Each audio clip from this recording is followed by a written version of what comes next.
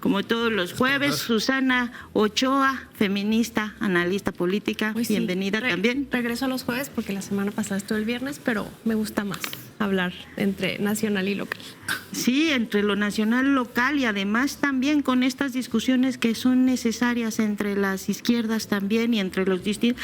No, que ya quedamos que no hay grupos en Morena, ¿verdad? Ya lo platicamos una vez. Y de este lado está hoy la diputada Dolores Padierna. Dolores, mucho gusto de tenerte aquí en el Sinsonte. Muchísimas gracias por este espacio, Daniela, y un saludo a Javier, a Susi. Bueno, pues ahí estamos. Vamos a empezar. Acabamos de escuchar, voy a empezar con eso, acabamos de escuchar a la presidenta Claudia Sheinbaum decir que nunca van a aceptar, que México dijo, nosotros nunca vamos a aceptar operaciones conjuntas. Hay mucha discusión de si se está cediendo de más o se está cediendo de menos, si tiene margen de ceder menos. De hecho, es grande las preguntas, la relación que tenemos con Estados Unidos muy difícil, y las presiones también. Entonces, yo les quiero pedir una primera reflexión sobre el momento en el que inicia México este año, con el que termina este mes, en el arranque del tratado comercial, que ahora sí ya parece que va formal. Con un poquito Canadá echado para atrás, no sabemos muy bien si hablan o no hablan, ¿no? Porque Canadá como que no se quiere meter. Pero bueno, Estados Unidos, México ya en eso. Javier, ¿cuál es el primer saque con esto? Bueno, lo primero que hay que reconocer es que México tiene una estrategia propia de resistencia estratégica, que no es una de confrontación, sino de ir dando los argumentos con los que se van las dudas y los cuestionamientos que pueda haber de Trump, pero la verdad lo que se está buscando es esquivar a una persona que está desarrollando una estrategia neurótica en el mundo, que no tiene una perspectiva clara hacia dónde va, que no está beneficiando a su población y que cada vez pierde más adeptos en su propio país. Entonces, pues lo que hay que hacer es resistir, y más en este momento que tenemos que renegociar el Tratado de Libre Comercio. No podemos ver en la perspectiva de Canadá, que Canadá desde el primer momento fue agredida por Trump, o sea, a su primer ministro, a su país, lo consideran una colonia. Entonces Canadá está haciendo lo correcto, México está haciendo lo correcto. La verdad es que es muy difícil medir así en específico sobre los cuestionamientos de que si se está haciendo dócil o si hay que tomar una cuestión a la ofensiva. Obviamente sí hay una circunstancia que pues pone en riesgo a México, que pudiera ser una crisis económica a partir de la deuda de Estados Unidos, y que esto obviamente nos pueda llevar abajo. Pero el momento ahorita es de hacer una resistencia estratégica. Susana, misma pregunta. ¿Cuál es el primer saque que tenemos para este arranque del tratado comercial en este momento? ¿Cuál sería la fotografía de México en relación con Estados Unidos? Pues yo creo que no podemos hablar solo de cómo llega México hoy, sino hablar de que tenemos una presidenta que ha estado preparando este momento, ¿no? O sea, ella desde el año pasado tenía muy claro que se iba a discutir el Tratado de Libre Comercio, y obviamente todas las tensiones con Estados Unidos pues ha obligado a México a prepararse para este momento, ¿no? Los polos del bienestar. Es decir, creo que México llega en una posición obviamente mucho más difícil que la de Canadá. Un poco lo explicaba incluso Mario Campa, analista de aquí de Canal Red, hace un par de minutos. México tiene un poco más de dependencia, no solo económica, sino también social, ¿no? Por todos nuestros migrantes que viven por allá. Pero llegamos con un mandato popular muy importante, ¿no? A diferencia de Trump, que a veces eso pareciera que en lo económico y comercial pues hablamos de números y empresas y eso no importa tanto, pero sí importa, ¿no? De cara a la opinión pública. Llegamos con un equipo con mucha experiencia. Ebradi estuvo ahí, el subsecretario de temas con América Latina y el Norte pues ya tenemos cuadros, ¿no? Que ya pasaron por este momento y eso es muy importante.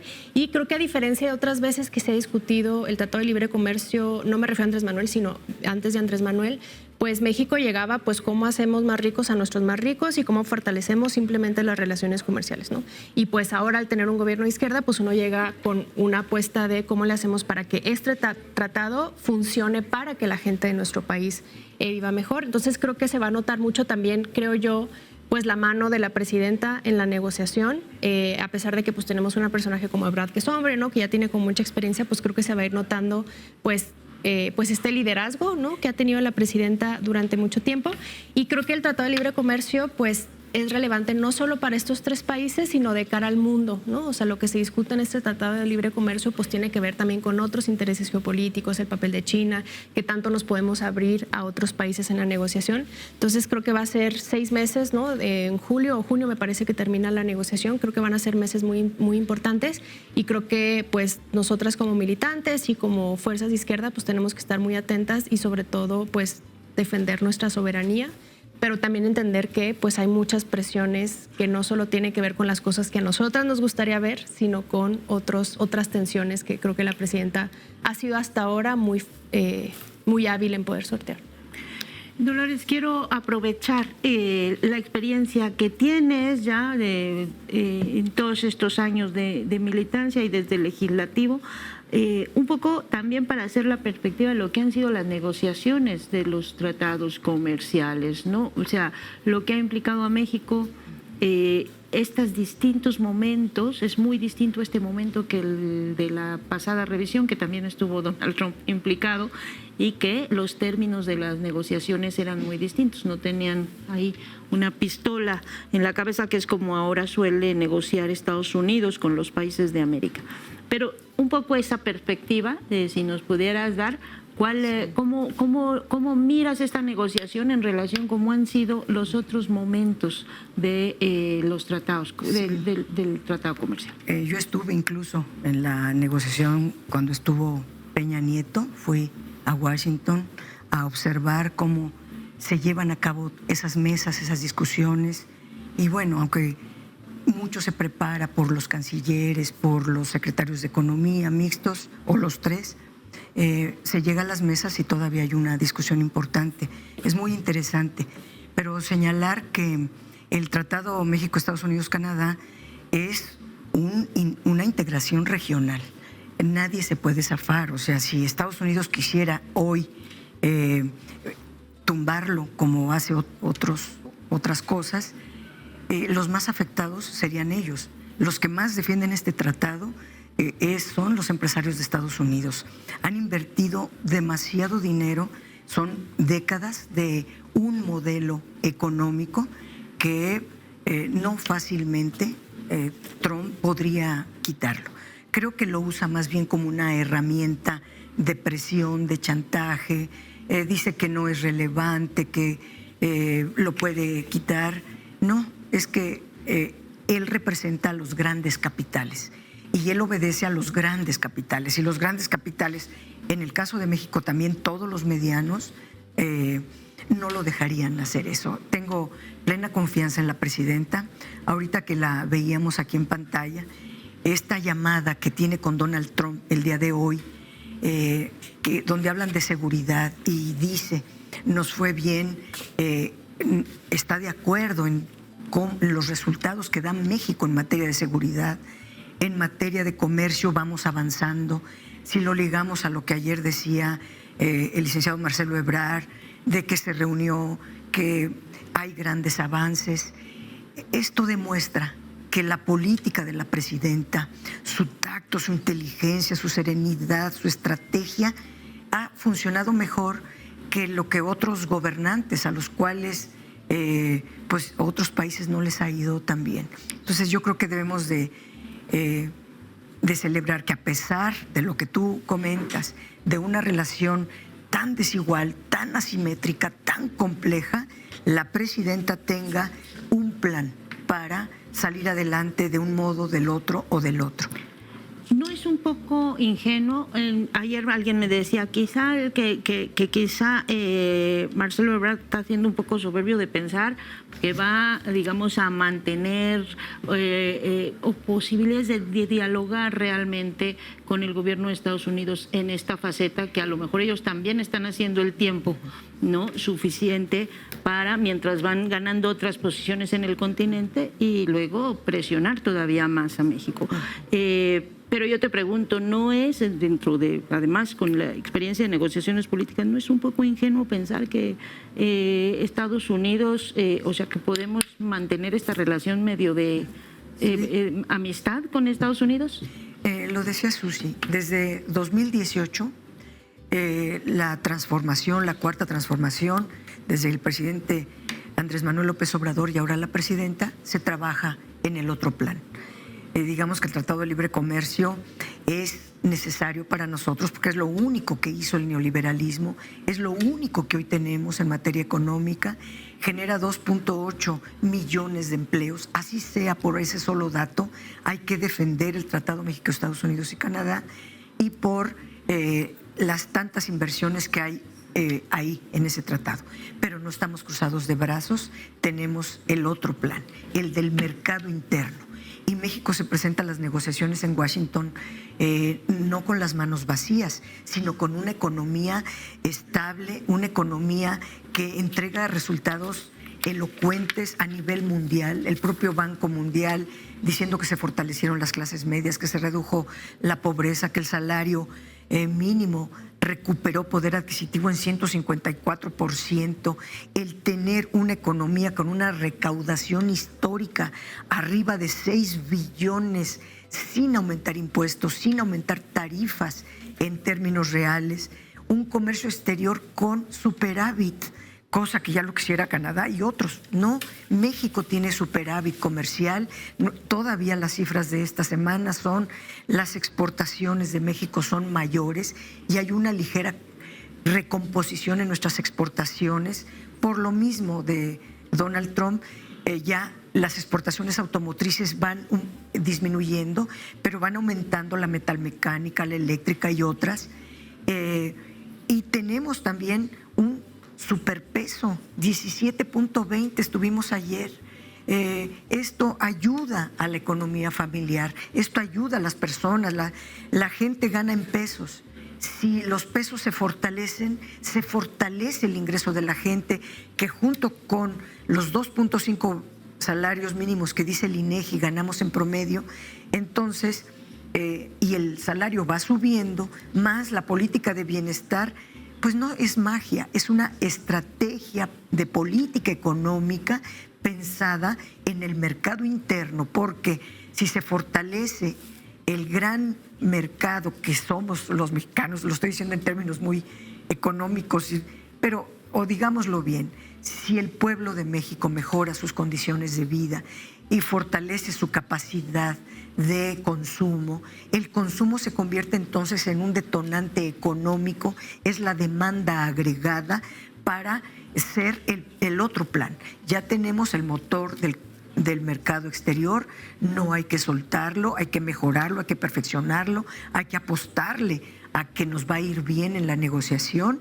pero también ya llevamos 7 años y la presidenta tuvo la gran virtud de presentar el Plan México, que es el plan de reindustrialización de México. No he conocido yo en todo el neoliberalismo fue la desinversión, la desindustrialización. Y hasta hoy México tiene condiciones para volver a tener una industria nacional potente que pueda prender el otro motor y caminemos con los dos motores económicos.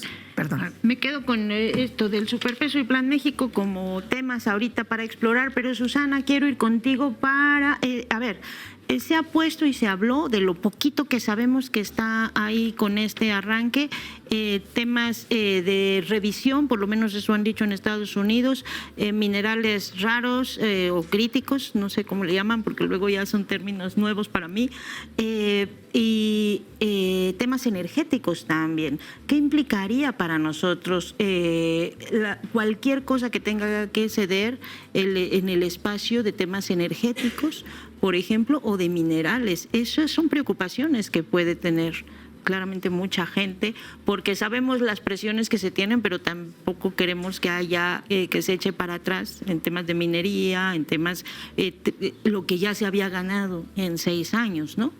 Sí, yo y lo leía en una lista que me gusta mucho y mencionaba justo que Ebrard tiende a ser muy pragmático, ¿no? En ciertas negociaciones, pero creo que la presidenta tiene muy claro pues este tema de no retroceder en las cosas que hemos ganado, sobre todo en temas de soberanía, y cuando hablamos de energía pues hay un componente de soberanía muy importante. Me parece que yo sí estoy muy confiada y a pesar de que justo lo mencionaba Mario Campano, no sabemos en qué consiste el plan C y todos estos planes que han estado como a la espera de que Trump se vuelva como más crudo en sus negociaciones. Yo sí creo que Claudia, y lo mencionaba yo también en el análisis pasado de la semana pasada, que muchas de las cosas que se están planteando todos los días en la mañanera, pues también tienen que ver en cómo México va construyendo su soberanía, ¿no? O sea, no solo en temas, obviamente, energéticos, pero también comerciales, pero también de la alimentación y la soberanía alimentaria, ¿no? Y cómo todo tiene que ver justo con el capital y con el comercio. Estados Unidos presentaba su nueva tabla nutricional, que pasó como un tema muy desapercibido, pues porque qué nos puede importar, ¿no? Cómo Estados Unidos se alimenta, pero el hecho de que Estados Unidos haya presentado una tabla nutrimental tan distinta a la que estamos construyendo en nuestro país, pues puede también tener repercusiones en el Tratado de Libre Comercio, ¿no? O sea, hay, por ejemplo, estadísticas muy contundentes sobre cómo la obesidad en México aumentó a partir de la entrada de productos americanos, ¿no? O sea, el Tratado de Libre Comercio no solo significó la posibilidad de tener mano de obra barata a costa de poder incrementar nuestro desarrollo económico, sino que también tuvo impactos en cómo comemos, ¿no? Y cómo vive la gente. Entonces, creo que Claudia y el proyecto de la Cuarta Transformación en ese sentido pues es muy relevante porque es un proyecto de nación y ese proyecto de nación pues también se va a defender en todos estos tratados de libre comercio. Otros ejemplos de cómo creo yo, no solo en temas energéticos, pero también en temas de la protección a nuestra clase trabajadora, pues está el tema que se está discutiendo a partir del Plan Michoacán, de cómo la exportación de estas grandes agroindustrias, específicamente hablando las del Plan Michoacán, pues va en detrimento de cómo vive mejor la clase trabajadora. Entonces, me parece que la Secretaría del Trabajo pues también está ahí muy metida en cómo, pues si tú quieres exportar a los Estados Unidos todas las berries y esto que se ha hecho muy famoso en los últimos años a costa de cómo nuestro suelo protege el agua, pero bueno, eso es otro tema. Si tú quieres exportar, pues también nos tienes que demostrar que estás pagando lo que debes a los trabajadores del campo, porque sí es una realidad que nadie se había querido meter, porque es un hecho que en Michoacán pues no había una esclavitud como estamos acostumbrados a verla, pero sí mano de obra muy barata, personas que viven en condiciones incluso de hacinamiento y que eso ha generado otros temas como por ejemplo el consumo de drogas y que eso genera otro tipo de problemáticas en la región. Entonces, yo creo que Claudia, al ser una persona, y no solo lo digo como militante de la Cuarta Transformación, sino como incluso analista, pues es una persona que tiene como todas estas cosas como muy bien planteadas, y creo que eso se va a estar develando conforme se vaya discutiendo el Tratado de Libre Comercio. Y sobre el tema de la minería, pues Canadá un poco está retrocediendo, ¿no? de su apuesta en el Tratado de Libre Comercio. Y espero que eso por lo menos genere que dejen de estar viendo a nuestras minas como pues una fuente para su enriquecimiento, además histórico, no solo últimamente.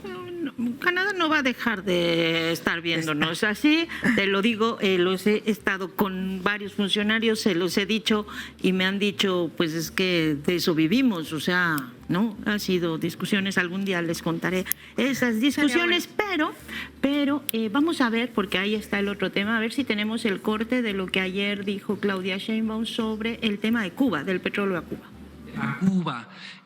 Usted mencionaba ayer que fue una decisión soberana, fue una decisión de Petróleos Mexicanos, pero llama la atención el momento en que se habría suspendido este envío de petróleo a Cuba, justamente pues, en un momento en que el pueblo cubano lo necesitaría más que nunca.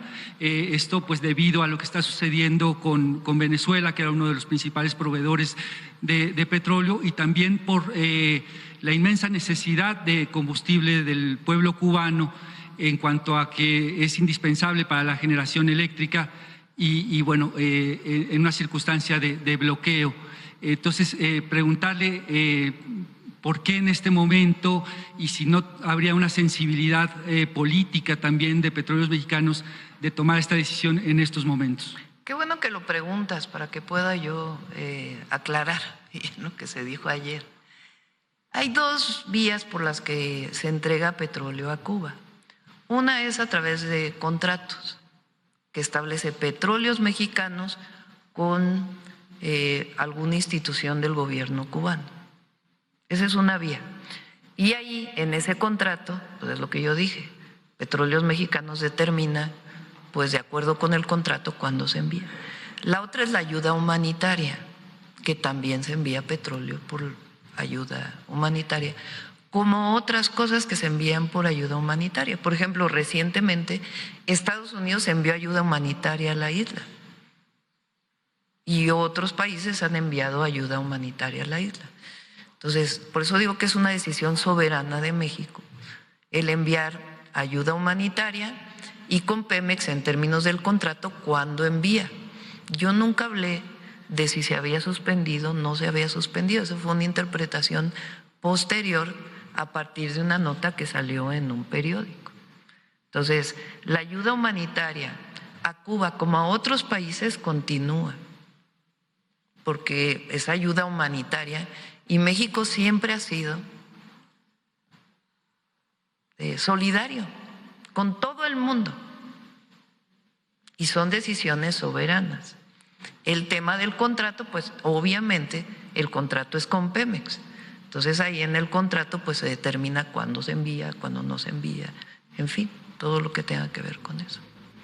No, así lo dijo ayer y luego en la contrarréplica nuestro compañero Ricardo le preguntó que si entonces se va a mantener el envío de petróleo para ayuda humanitaria y dijo lo vamos a revisar. Entonces ya la tranquilidad de esta respuesta luego ya no fue tan tranquila. Pero Javier, el tema de Cuba, porque es un tema muy delicado justo por el momento de lo que preguntaba Ricardo. Es el momento quizá en el que más se necesita. No han tenido petróleo desde todo este año del de Venezuela y después de el año pasado que fue terrible en temas energéticos, ¿no? Si ellos, o sea, si el plan que tienen es hacer con Cuba lo que han hecho en Gaza, pero nada más estrangularlos, matarlos de hambre y poner los resorts,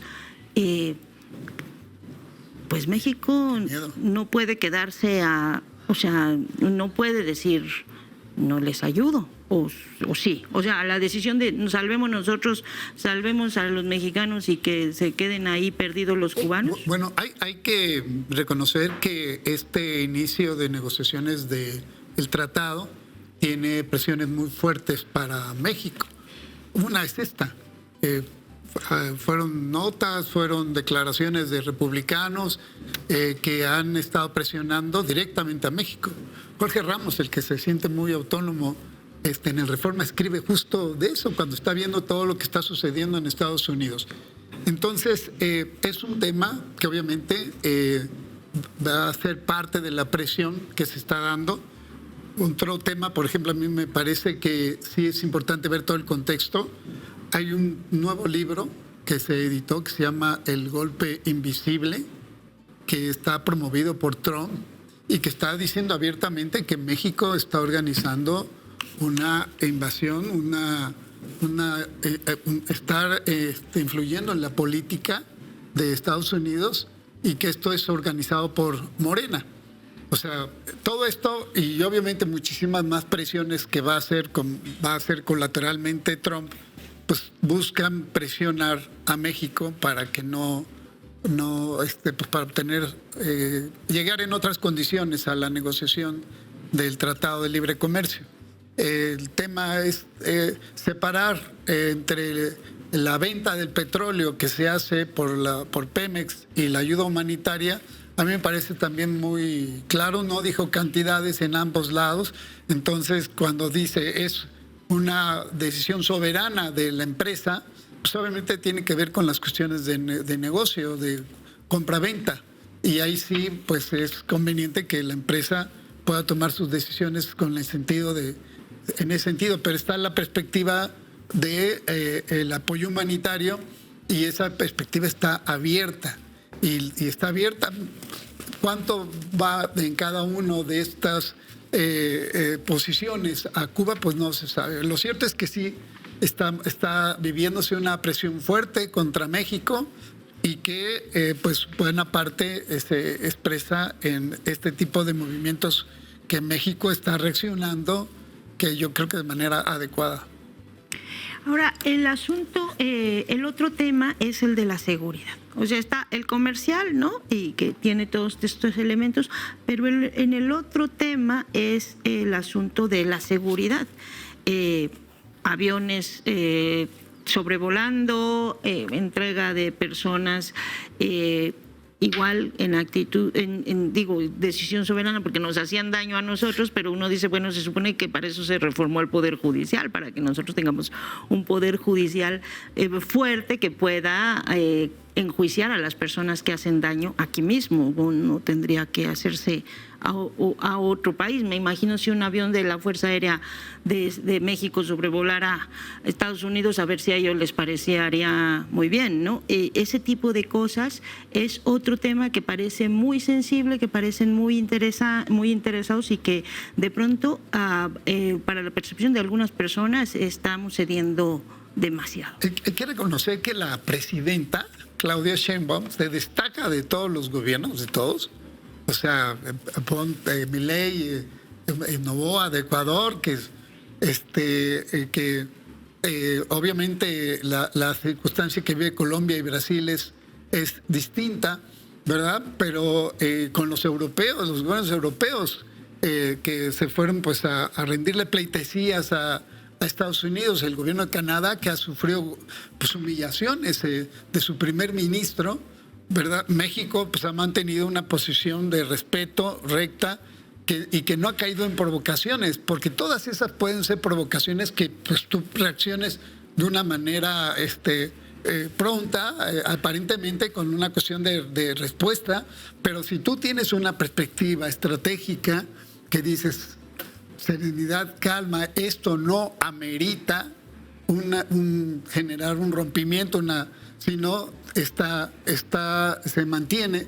Cuando tú mantienes la soberanía del país, cuando tú mantienes la soberanía sobre tus recursos energéticos, pues ese es un tema que yo creo que está bien llevado, porque en este juicio de valor, si es bueno o malo, finalmente todos están dentro de la ley, y todo lo permite, y permite desarrollar esta resistencia que, insisto, México ha podido lograr con esta estrategia de la presidenta. ¿Se trata de resistir? Yo creo que sí. Susana, nos decías hace un rato que escuchabas a Mario Campa. Mario Campa justamente nos decía y ponía la atención sobre algunas cosas, sobre todo las económicas, en las que decía, pues no sé si estamos ya cediendo mucho. Y tenía una pregunta que aquí la tenía yo anotada, que decía, no hay, por lo menos no se nos ha dicho, o sea, se ha dicho que hay un plan B, se ha dicho que para desde los primeros aranceles, pero no se ha contado cuál es ese plan desde el año pasado, febrero, más o menos, que fue la primera amenaza de aranceles. Ahora ya no sé cuántas llevamos. En realidad ese plan B no lo terminamos de tener claro muchas personas en México. ¿Cómo lo ves tú? O sea, ¿tú sí crees se ve una estrategia de largo plazo? ¿Estamos siendo reactivos a las presiones? ¿Qué se está planteando? Yo sí creo que México sí tiene un plan a la ofensiva, ¿no? Y a veces es difícil explicarlo porque pues cuando tú comparas lo que estamos haciendo en México versus lo que está haciendo con Trump, pues lo que hace Trump es como muy visible, muy violento, muy confrontativo y es lo que hace como más ruido y mueve más las olas, ¿no? El tema de los aranceles, porque además fue algo que él empezó a hacer luego que llegó al gobierno.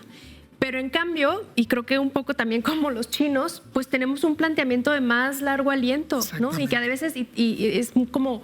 No lo puedes decir en un solo encabezado o en un solo planteamiento o en las 5 cosas que estamos haciendo para revertir nuestros acuerdos con Estados Unidos, sino que son cosas de más tejido fino, mucho más ambiciosas, que incluso yo, pues que veo la mañanera todos los días, pues a veces para los medios es muy difícil como ir deshilando, ¿no? Cada uno de esos planteamientos. Y yo sí creo y estoy muy convencida que yo no creo que México esté cediendo. O sea, creo que ceder sería lo que hizo Calderón. Sí. El uso de la mano dura, la iniciativa Mérida, lo que está haciendo Ecuador, ¿no? Ahí sí eran, pues, gobiernos que eran, creo yo, pues, completamente sumisos frente a los intereses de Estados Unidos en ese sentido.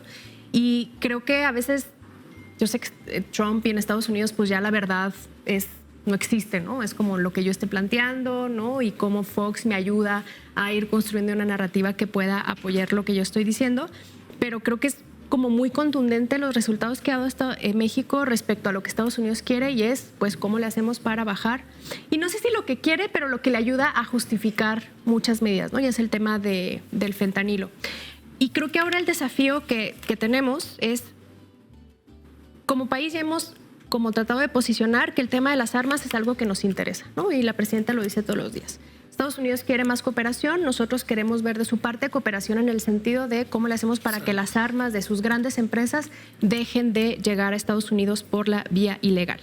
Pero hay otro tema que justo es muy difícil de explicar porque creo que no se ha construido la suficiente evidencia al respecto y es, pues, los grandes poderes capitales de Wall Street que se benefician de la violencia y el narcotráfico, ¿no? Entonces, y es un tema, pues, muy complejo, no creo que es algo que la presidenta vaya a ir desmenuzando poco a poco, pero es un tema muy relevante porque hay muchos intereses financieros que se benefician de, pues, la guerra contra el narcotráfico, no solo en México, pero en América Latina. Y sobre el tema del Plan C, y volviendo a lo que trataba de plantear en un inicio, yo creo que el Plan C es todo lo que hemos estado haciendo, ¿no? O sea, los polos del bienestar, los temas de soberanía alimentaria, cosas que parecen tan pequeñas, pero yo creo que son muy relevantes como las tiendas del bienestar, ¿no? Las tiendas del bienestar son un esfuerzo para construir soberanía alimentaria en el territorio. Se abre una convocatoria para que comunidades y personas que quieran abrir una tienda del bienestar lo puedan hacer. Y dimensionar qué podría significar eso para las cadenas comerciales, para el propio comercio de las localidades. Yo creo que son apuestas que a lo mejor ahora mismo no van a representar un gran margen respecto a la gran balanza comercial de los autos y demás, pero van generando y tejiendo soberanía, una soberanía, pues, que había sido completamente rebasada por los periodos neoliberales de los últimos 30 años por lo menos. Entonces, creo que no sé qué planes tenía la presidenta, pero definitivamente no era como los anuncios duros de Trump y creo que estaríamos equivocados y equivocadas en esperar algo así porque no es el estilo de quien dirige hoy a esta nación, pero tampoco es el estilo de un proyecto de nación que se viene tejiendo desde hace mucho tiempo. Entonces, más bien creo que tendríamos que tejer un poco más fino respecto a lo que se plantean todos los días en la mañanera y cómo cada una de esas acciones, en temas de salud, en temas de educación, en temas de vivienda, pues van ayudando a que México vaya construyendo una salida más soberana frente a, pues, los movimientos geopolíticos que definitivamente van a cambiar el mundo en cómo, pues, lo concebimos, no sé, desde los 90, pues. Es toda una batalla. Dolores, regreso contigo. Regreso con el tema del superpeso y del Plan México, aprovechando que además de ser política eres economista y que nos ayudes a aclarar un poco dos cosas. Uno, que de pronto parece que lo del Plan México a veces se percibe que va medio lento, o sea, que no termina de verse con claridad concretado en cosas. De pronto vemos que, por ejemplo, vienen los de Pilgrim a instalarse en el sureste, a poner los pollos, son los anuncios que tenemos y decimos, bueno, ¿y los de México dónde estamos? No, parece que va un poco lento y ahí querría preguntarte tu visión sobre esa plan de reindustrialización y de frente a un gobierno de Estados Unidos que tiene su propia idea de la relocalización para allá. Y también con el tema, decías, el superpeso permite que haya consumo porque cobramos en pesos en México, pero también ha habido quienes dicen que tener un superpeso luego no siempre es tan bueno en términos macro, ¿no? Porque eso termina afectando también a muchas empresas que luego pueden sentir que no tienen o sea, que tienen pérdidas acá.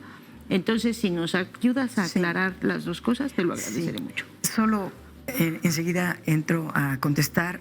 No puedo dejar de hablar de Cuba, perdón que me incluya. Ayer estuve en el homenaje a José Martí, en el Centro Cultural José Martí.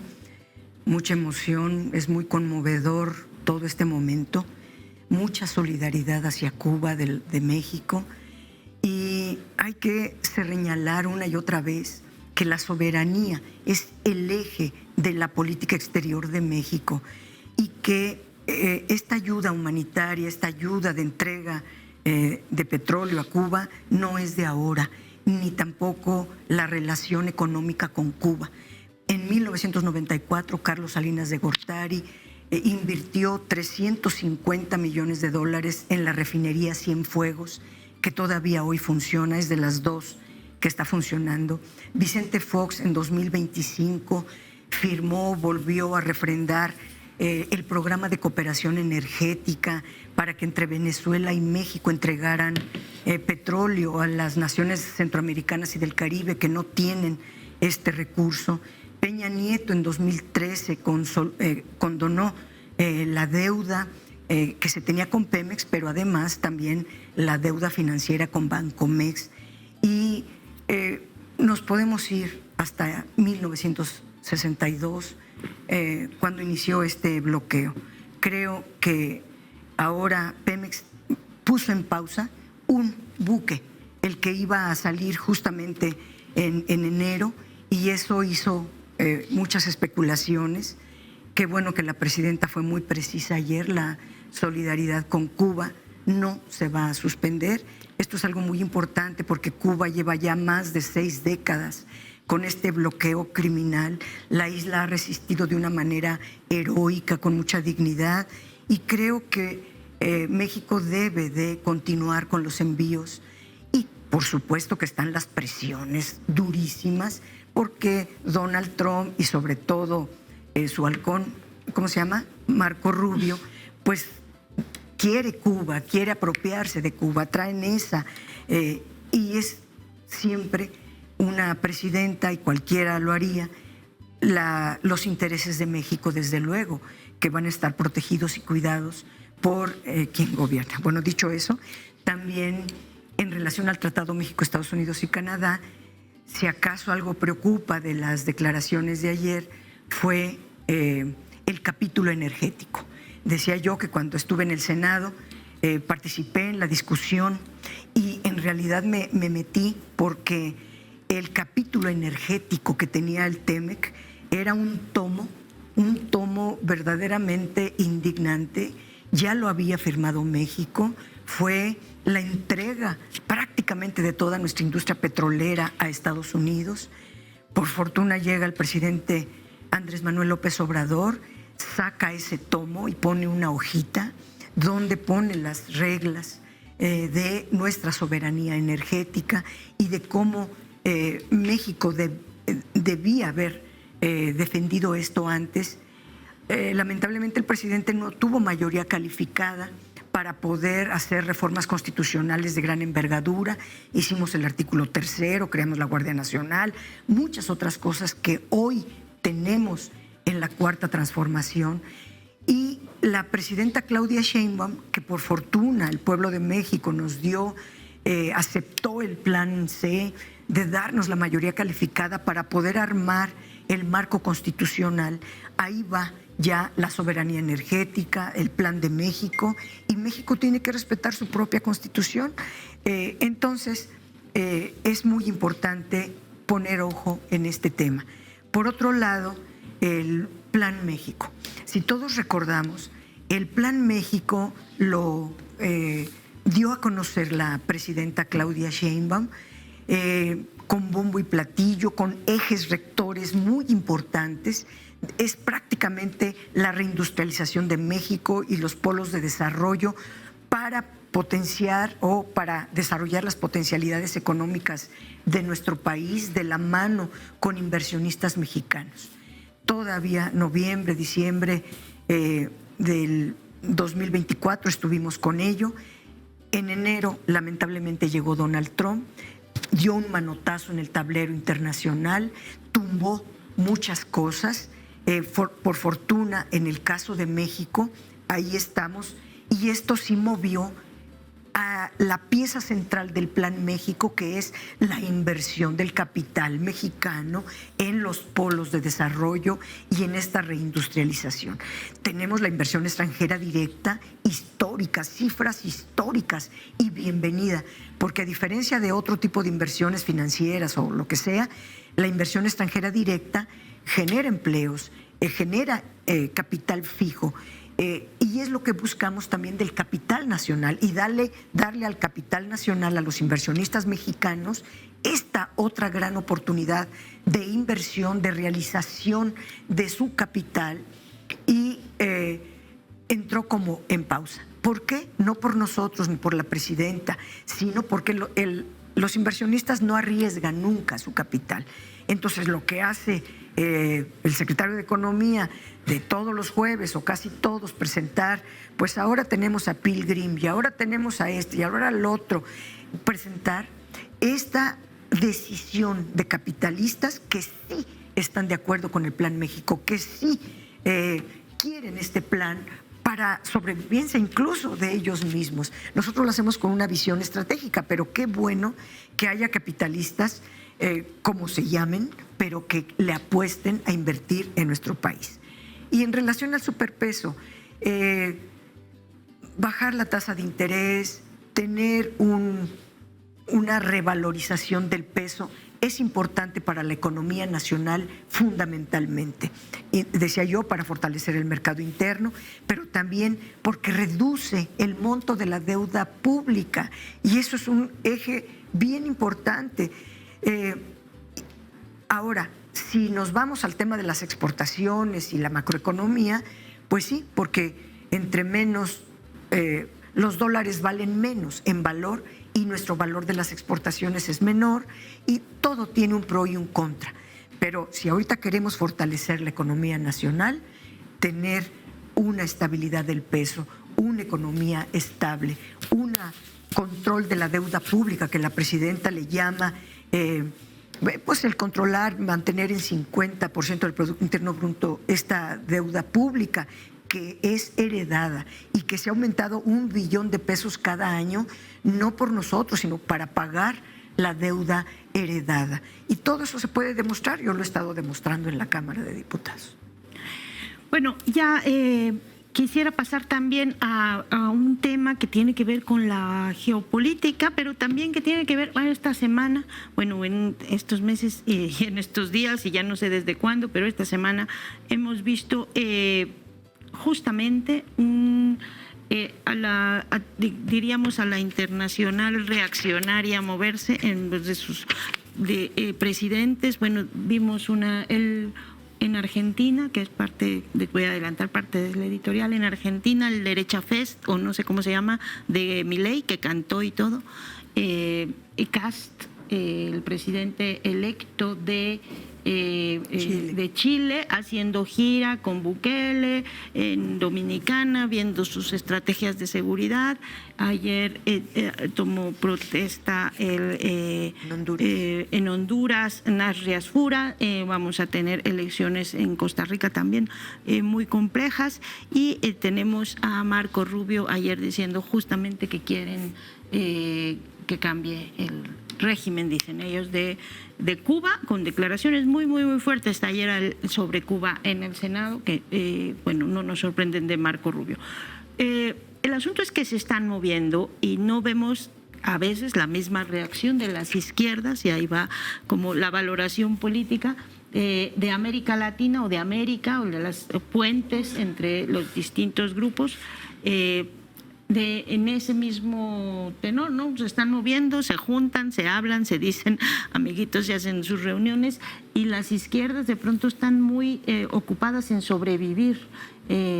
No vemos ese mismo trabajo más allá del gobierno entre las izquierdas que hay en América Latina.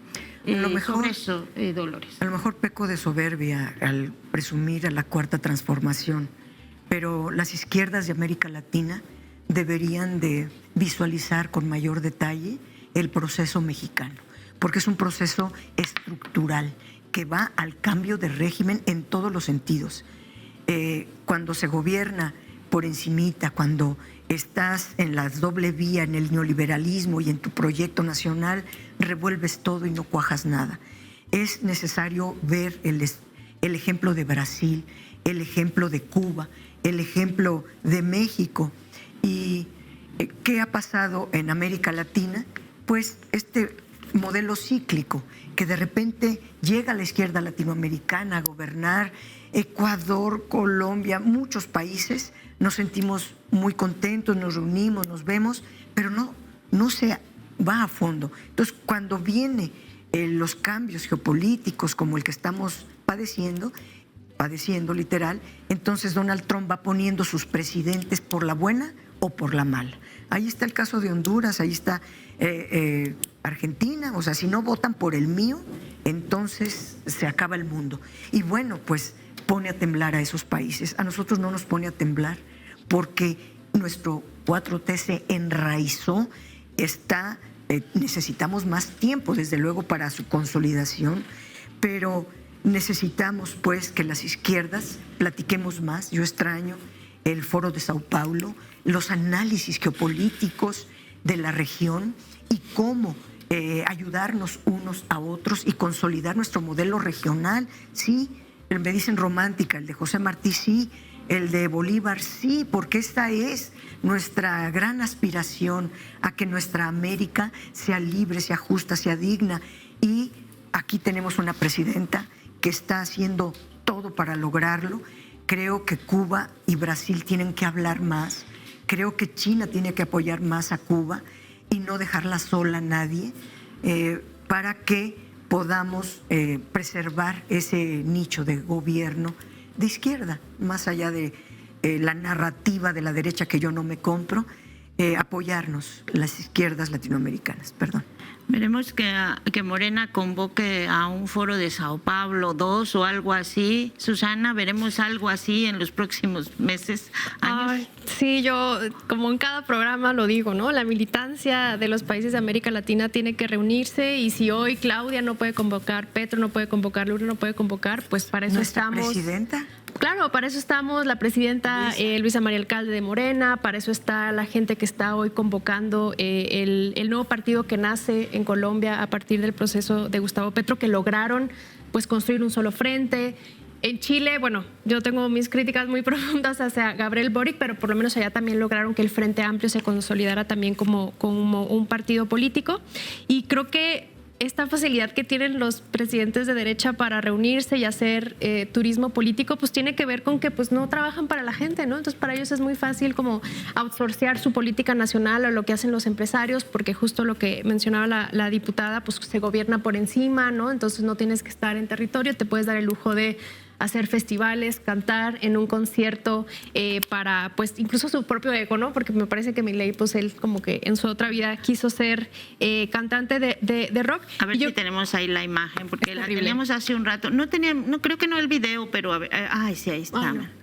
Ahí estaba haciendo la Patagonia incendiándose.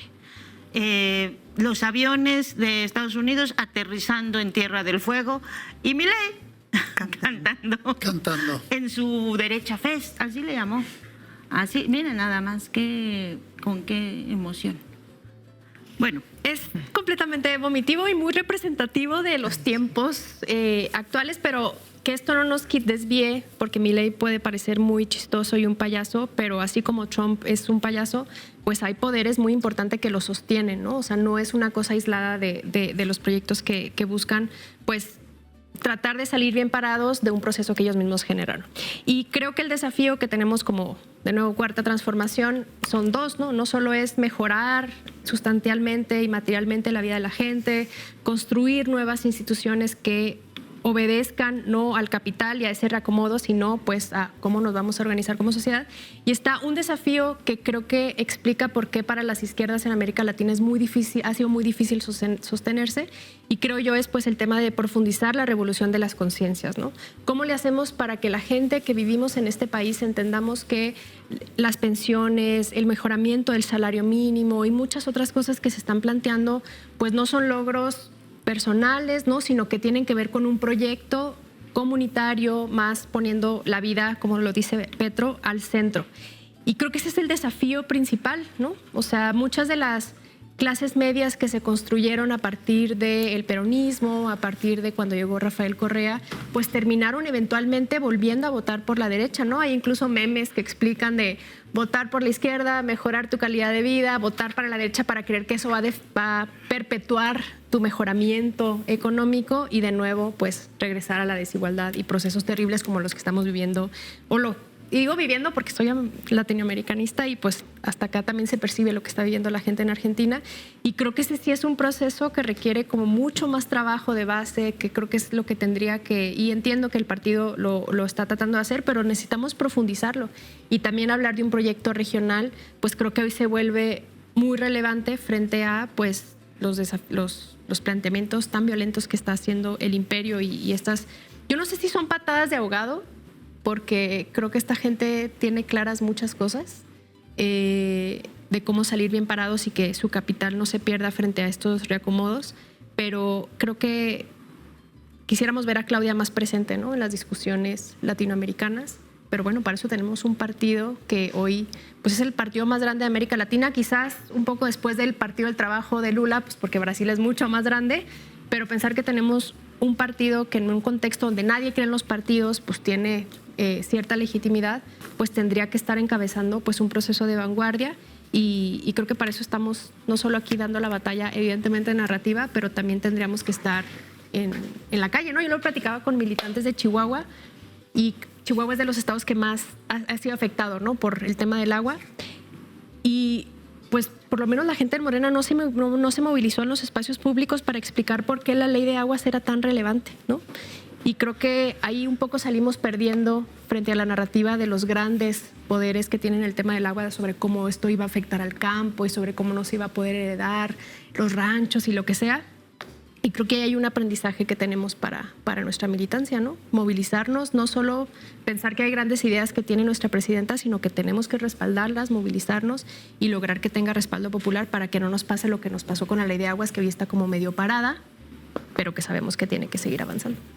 Y bueno, ayer nos preguntábamos por qué nos ha hecho falta para hacer movilizaciones en apoyo a los mexicanos que han sido golpeados, maltratados, deportados, detenidos por el ICE en este mes, que ha sido brutal. O sea, ha sido, teníamos ahí el dato de 8 personas que han muerto en centros de detención del ICE, no se sabe mucho de ellas, ¿no?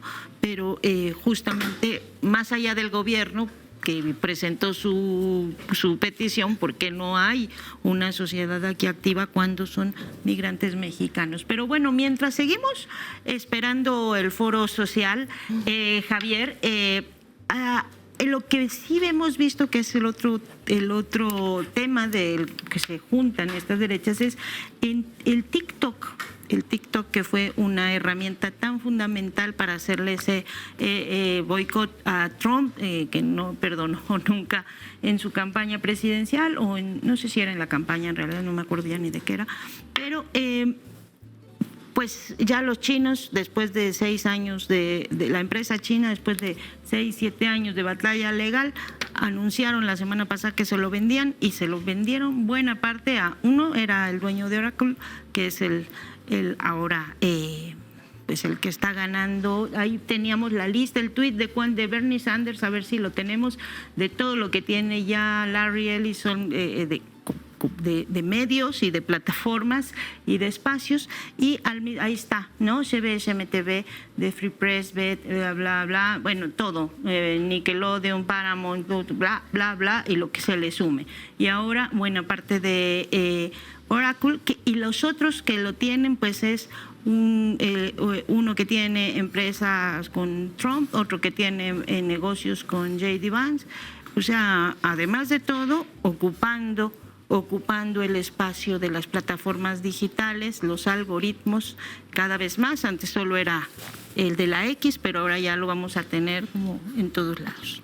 Pues un poco va en esta idea de la disputa mundial que se está desarrollando en este momento, donde vemos ya la caída de un imperio y el desarrollo de un proyecto de largo aliento, como bien decía Susana, que México tiene su propio proyecto y que la disputa pues también se va a los medios que siempre han estado del lado del poder, los medios tradicionales, y las redes que fueron creciendo de manera orgánica, natural, que fueron en la primera década de este siglo aire puro para poder tener un canal de expresión, y que buena parte influyó, por ejemplo, hasta en el 2018 en México, pues hoy los están queriendo controlar. Todo empezó en el 2016 cuando Cambridge Analytica, de cómo en Facebook se utilizó las emociones para poder incidir en las elecciones, y que estados como, bueno, los europeos pudieron organizar para que se pudiera evitar esta forma de manipulación, pero solamente en Europa. El propio Facebook se autorreguló un poco, pero que además hay que reconocer que es la principal red del mundo, y en esa perspectiva fue que Elon Musk compró Twitter. Hoy es vomitivo darle estar viendo en Twitter, porque te aparecen todos los que no quieres ver. No sé si es a propósito del algoritmo, es decir, asquéate un poquito para ver si respondes y le das vida a Twitter, pero pues ya se ve ahí el control. En el caso de TikTok, se estaba volviendo, ha sido explosivo su crecimiento, y además ha sido una competencia no solo para Twitter, sino para el propio Google. O sea, uno como buscador, uno encuentra más información en TikTok que en Google. El caso, pues obviamente es ese crecimiento, es una red que ya abarca 1.900 millones de seguidores, 200 millones son los de Estados Unidos. En México hay 87 millones, contrastado con los 17 millones de Twitter, pues sí, TikTok es poderosísimo, ¿no? El caso es que a partir de esta idea del control de las redes, pues se está teniendo sí un grave idea de control a través ya no de los medios tradicionales, ya no de la televisión, ya no solo de la radio, sino también las redes sociales. Aquí sí tiene mucho que ver lo que hace rato se hablaba, de qué tenemos que hacer. O sea, una cosa es lo que hace la presidenta, que es toda una estrategia muy inteligente la que está desarrollando, y otra cosa, lo que hacemos los demás. O sea, Morena no puede estar siguiendo solamente lo que hace el gobierno. O sea, todas las actividades de los compañeros son a través de presumir lo bien que nos da en el gobierno, pero tiene que hacer su propio espacio. Por eso hemos propuesto esta reunión de las Américas, que no solo es de América Latina, que sí tiene que abarcar obviamente el pueblo de Estados Unidos y el pueblo de Canadá, y donde tendremos que construir juntos este proyecto de largo aliento que pueda entonces serenarnos, decir, otro mundo es posible. O sea, necesitamos construir esta nueva utopía que permita que los jóvenes puedan seguirla y se puedan mover, y no genere la desesperanza que hoy la derecha está ganándose en el mundo, que genera que el planeta se va a acabar, porque obviamente el cambio climático existe. Que te digan que no existe es echarle una bomba. Está promoviendo las guerras, teniendo bombas nucleares en el mundo, pues obviamente te da ese terror. Estar violentando las leyes sin tener reglas, pues te da ese terror, pero sí podemos construir un modelo diferente en el mundo, y Morena tiene con qué, y un tema podría ser el de las redes públicas. O sea, si hoy lo que se está gobernando son las redes que son privadas, bueno, ¿por qué no construir una red pública en México que sea parte del sistema público de información? Y como que, China. Como en China, ¿no? O China es autónoma. ¿Por qué nosotros no podemos ser autónomos en eso? Bueno, el propio Trump tiene su propia red después de que fue censurado en Twitter y en Facebook. Hizo su propia red que tiene 2 millones de seguidores. Esta red, si se hace una red institucional, bueno, Morena tiene 11 millones de seguidores. Con esto ya tienes una buena base en el entendido de que las otras se están manipulando, no censurar. No, porque la otra es empezar a censurar los algoritmos y decir, hágase público los algoritmos y que se garantice que el diálogo sea democrático y no dirigido, como actualmente se está haciendo en Twitter y que seguramente en TikTok se va a hacer. Bueno, de YouTube desaparecieron redes que seguían los videos palestinos, y que entonces con esto tú ya no puedes acusar, ya no tienes elementos y armas para acusar de genocidio tan fácilmente al Estado israelí, porque está desapareciendo todas las evidencias que existen en YouTube.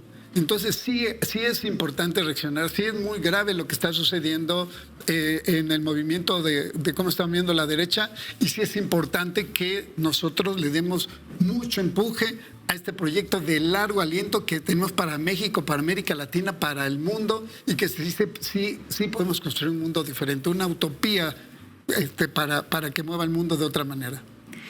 Vamos a ver si me dejan, creo que está en enlace Ricardo Pérez Trejo desde Palacio Nacional para un breve resumen de lo que fue el final de la conferencia, que ya no pudimos escucharlo. ¿Por qué? ¿Te tienes que ir? Ah, ¿te tienes que ir ya? Bueno, pues se tiene que ir Javier Hidalgo. Entonces nos despedimos, Javier. Muchísimas gracias por estar acá. Ha sido, yo creo que una de las más bonitas, de las más mesas. Escuchar a Dolores y a Susana ha sido fantástico el día de hoy. Gracias, Javier. Fue toda una gran experiencia. Bueno, pues muchas gracias, Javier, por estar acá. Vamos a escuchar brevemente a Ricardo Pérez Trejo con este reporte para ya hacer un cierre de la mesa. Ricardo, buenos días. Hola, buenos días y buenos días a la audiencia. Pues, de la presidenta Sheinbaum, en donde dio cuenta pues de esta llamada telefónica ante Donald Trump, una llamada cordial de 40 minutos, según lo informó la propia presidenta, en donde el presidente Trump reconoce los avances de seguridad que ha tenido el gobierno de México. Se le preguntó directamente, Dani, si había insistido en estas operaciones contra las organizaciones del tráfico de droga en México, y bueno, la presidenta dijo no insistió en ello, y además pues reconoció los avances que se han tenido en materia de seguridad, y bueno, pues lo que se acordó es seguir trabajando en el marco del entendimiento que ya se había logrado con el propio secretario de Estado Marco Rubio. Hoy dice bueno que otro de los temas importantes fue el tema de comercio. Ayer justamente estuvo el secretario de Economía Marcelo Ebrard, se reunió con el embajador Jamieson Greer, el encargado de comercio en Estados Unidos, el secretario de Comercio también Howard Lutnick, y bueno, acordaron iniciar ya la revisión formal del Tratado de Libre Comercio. Hoy la presidenta pues dice que los estadounidenses tienen interés en ampliar este asunto de las reglas de origen, que no solo atañen al sector automotriz, sino que puedan abarcar otras áreas del comercio bilateral. Y bueno, otro de los temas de los que también se habló, Dani, que hoy menciona la presidenta, es el de los minerales críticos. Dice que bueno, los estadounidenses tienen un interés en que estos minerales, que haya un acceso y una garantía de que todos los países puedan acceder a este tipo de minerales. Fueron algunos de los que abordó hoy la presidenta. Ella menciona que también en la conversación pues se dio a este diferendo que ha mantenido con el primer ministro y bueno, dijo que sí lo trató en la conversación y que dijo lo que puso sobre el primer ministro. Hoy la presidenta señala que pronto podría buscar una llamada justamente con el primer ministro Carney, que hay una muy buena relación con el gobierno de Canadá y que ella confía en que el Tratado de Libre Comercio continúe con los tres países. Es parte de lo que mencionó hoy en la conferencia mañanera. Se le preguntó también de otros temas. Hoy confirma que hay 2 personas detenidas después de las investigaciones en torno al accidente en el tren interoceánico. Se trataría del conductor y también del supervisor. Y bueno, ella señala que la investigación que ha llevado a cabo la Fiscalía General de la República se basa en evidencia científica y básicamente en toda la información que tenía la cara, en donde pues se descubrió que venía a un exceso de velocidad, Dani. Y pues fue prácticamente lo que ha sido la ya al final de la conferencia, este tuit que el presidente, en donde dice que bueno, fue una conversación extraordinaria para ambos países, que es básicamente seguridad fronteriza, de cómo detener el tráfico de drogas y del tema del comercio. También se estaría planeando una visita tanto de Trump a México como de la propia presidenta Sheinbaum a Estados Unidos. Hoy la presidenta afirma que así es, que la invitó a Estados Unidos el presidente Trump, pero no se definió una fecha concreta. Y bueno, el presidente Trump termina su tuit diciendo que, bueno, que la presidenta, que México tiene una líder maravillosa y muy inteligente y que los mexicanos deberíamos sentirnos muy felices por ello. Y hoy la presidenta pues simplemente agradece el tuit del presidente Trump y dice, bueno, a alguien no le va a gustar esta publicación del presidente Trump en redes, en referencia obviamente a la oposición, Dani. Bueno, Ricardo, muchísimas gracias por este reporte. Hoy se nos movieron los horarios, pero qué bueno que pudiste enlazarte con nosotros. Muchísimas gracias. Seguimos pendientes. Saludos. Bueno, pues ahí está, eso es más o menos lo que ya habíamos visto y yo solo les quiero pedir una breve reflexión de 30 segundos de con qué cerramos. Dolores. Bueno, que coincido por primera vez con Donald Trump de que tenemos una líder en México que nos da orgullo. Eso sí, hay que subrayarlo. Pues yo cerraría diciendo que el objetivo de Donald Trump es apropiarse de todo el continente, ya lo sabemos, pero no por sí, sino los recursos naturales, los recursos logísticos, los mercados de sus gobiernos. Estados Unidos pretende hegemonizar nuestro continente. Nosotros tenemos que tener nuestro propio estrategia, nuestro propio plan y el orden global, digamos, es un conjunto de normas que ahora se reconocen asimétricas, difíciles, pero que tenemos que apostar a ellas. México tiene una política exterior muy importante. Tenemos ahora un gobierno que piensa en el desarrollo nacional. No tenemos gobiernos subordinados a Estados Unidos. Eso genera las condiciones para un mejor estadio en México. Gracias. Muchas gracias, Susana. ¿Con qué cerramos? Pues creo que no perder de vista que lo que nos estamos jugando, no solo con el tema del TEMEC, sino muchas otras cosas, pues no tienen que ver con una elección, no tiene que ver con un modelo civilizatorio, porque la democracia liberal y el modelo económico hoy pues está completamente agotado y creo que ahí evidentemente hay una disputa entre lo que ellos van a construir o perpetuar, pero de alguna manera reconfigurar porque no tiene la legitimidad que antes tenía, versus lo que nosotras estamos construyendo. Y creo que en ese sentido, entendiendo que lo que estamos disputando es un proyecto civilizatorio, pues defender un proyecto que en México creo que sí da puerta a dar pues mucha esperanza, pero sobre todo referencia de cómo podemos salir de este proceso tan difícil. Y creo que como militancia pues nos toca trabajar mucho, hacer las cosas que evidentemente no pueden caer solo en las manos de la presidenta, porque no podemos pensar que la presidenta va a poder, creo que puede resolver muchas cosas, pero ya no puede estar en todos los frentes y en todos los campos, y creo que ahí por eso tenemos que seguir construyendo una militancia formada, agitada políticamente, pero sobre todo organizada para defender un proyecto y sobre todo pues materializarlo de largo plazo. Muchísimas gracias a las dos por haber estado acá.